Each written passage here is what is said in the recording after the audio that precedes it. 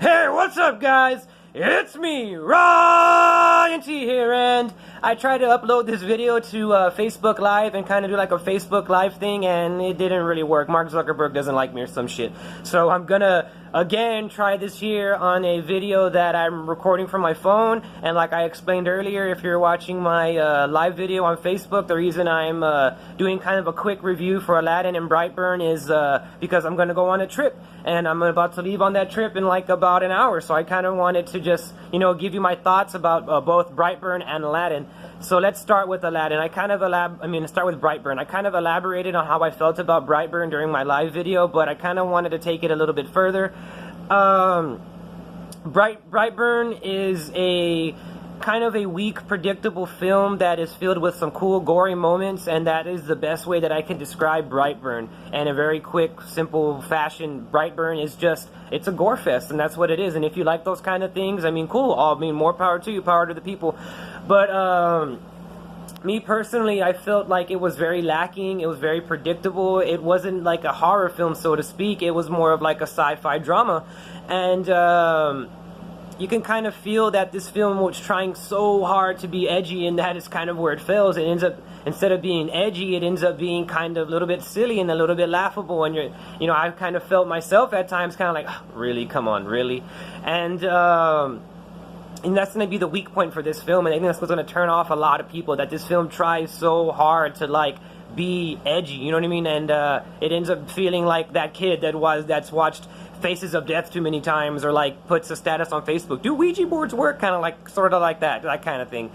So in summary, guys, Brightburn is a predictable, by-the-numbers horror film that takes a very familiar story, which is the Superman story, and just throws blood all over it in hopes that you like that.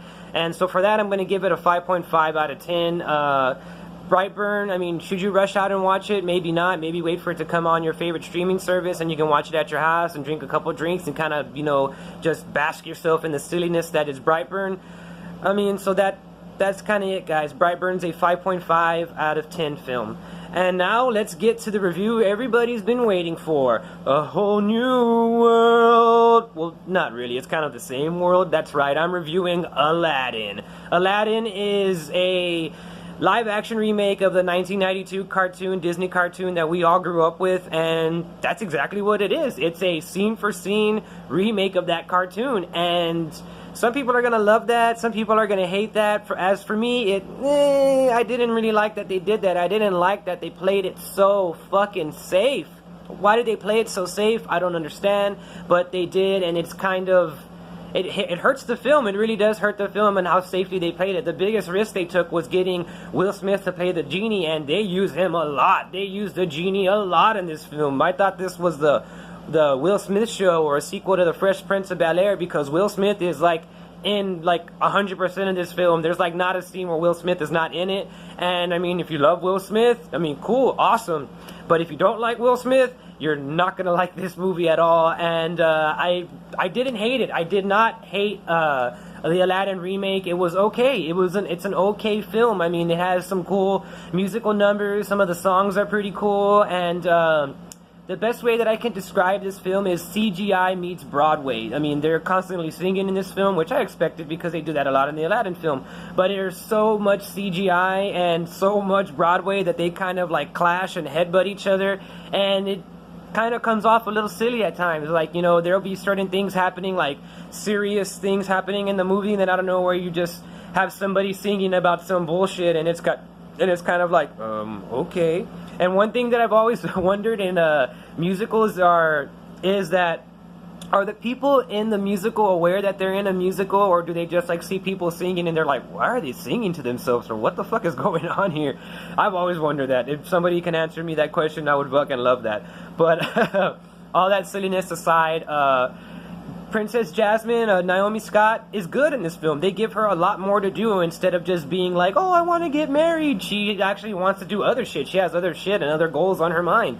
And the Sultan, I mean, he never really was that big in the film to begin with, and he isn't really that big in this film to begin with. So there's that. And the big bad Jafar, he's bad. I mean, he's definitely bad. He's definitely a bad guy, and that's the only character trait that he has is bad guy. I mean, the only thing that he does is be a bad guy, and that's kind of sad to see because in the original cartoon, Jafar was like this sinister, evil, yeah, he was a bad guy, but he had other shit going on, and you like to see him do bad. You love to hate Jafar.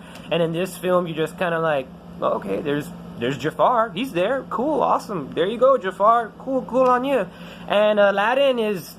He kind of feels like sometimes he's playing a second fiddle in his movie when he should be the main guy because the film is fucking called Aladdin. And instead of it being the Aladdin show, it's the Will Smith show. Like I said earlier, he's in every single frame and every single scene in this movie. And he is such a big star that he overshadows Aladdin, and he overshadows whoever he's with in the film. He overshadows them, and you just are paying attention to Will Smith.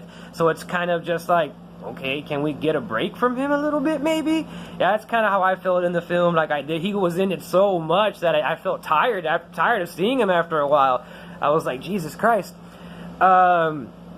But the film is cute. It's a cute film. I mean, there's a lot of cool, cute stuff going on in here. And it is a safe remake. It is a scene by scene by scene remake of the original cartoon. It's just the cartoon, but real. And if you enjoy that, you enjoy that. I mean, me personally, I wish they would have taken more risks with this film. I don't understand why Disney remakes all these classic cartoons and they don't take any risks with them. They just do the same exact thing as the cartoon, and I really, really wish they didn't do that with this film because I like Aladdin a lot, and I really wanted to see a Guy Ritchie's interesting take on this film, and he didn't give me that. He just gave me Aladdin, you know, and that's what it was.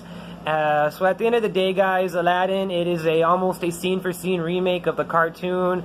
It's the Will Smith show. Jafar has no character trait other than being a bad guy. And Aladdin is kind of just there. So for that, I gotta give it a 6 out of 10, guys. I mean, if you love Aladdin and you really, really have to see this movie, go out there and watch it. But for my suggestion, I suggest that you wait till it comes out on DVD or Blu-ray or however the fuck you watch movies. Well, I'm Ryan T, guys, and I hope you like this experimental thing that I will probably never do again because Facebook Live hated me, and I don't know what's going on with that. But I'll see you guys in the next one.